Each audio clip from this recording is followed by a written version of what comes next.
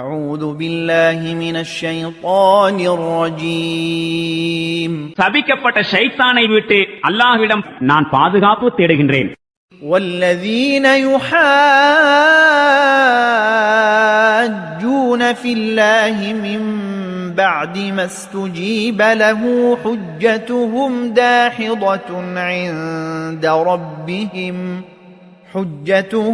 داحضة عند ربهم وعليهم غضب ولهم عذاب شديد.